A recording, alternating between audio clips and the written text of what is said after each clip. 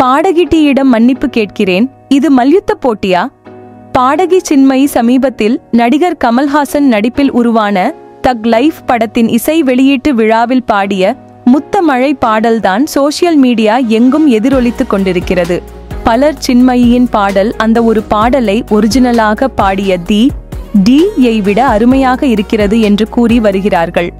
இந்த நிலையில் பாடகி சின்மயி டீயிடம் மன்னிப்பு கேட்பதாக நெகிழ்ச்சியாக பேசியிருக்கிறார்.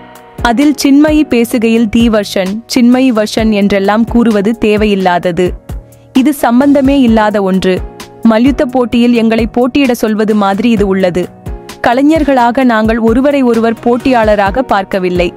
ஒருவரின் திறமையை பார்த்து வியக்கத்தான் செய்கிறோம்.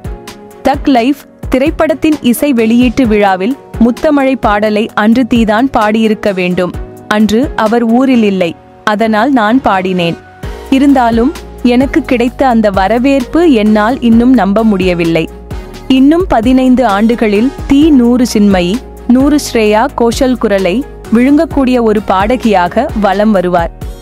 ரொம்ப சின்ன பொண்ணு, இப்பவே இவ்வளவு அழகாக பாடுகிறார்கள் என்றால் மீண்டும் அவருக்கு அருமையான எதிர்காலம் இருக்கிறது. அவருடைய வயதில் என்னால் இவ்வளவு அருமையாக பாட முடிஞ்சிருக்குமா என்றால் இல்லை என்றுதான் சொல்லுவேன். நான் பல பயிற்சிகளுக்கு பிறகுதான் இந்த இடத்திற்கு வந்திருக்கிறேன். ஆனால் அப்படி இல்லை. இந்த நேரத்தில் நான் டீயிடம் மன்னிப்பு கேட்க விரும்புகிறேன். என்னை வைத்து அவருடைய திறமைகளை சிலர் குறைவாக மதிப்பிட்டு விடுகிறார்கள் என்று பெருந்தன்மையாக சின்மயி பேசியிருக்கிறார். இதற்கு முன்பு சின்மயி சினிமாவில் என்றுமே மறக்க முடியாத பல காதல் ரொமான்டிக் பாடல்களை பாடியிருக்கிறார்.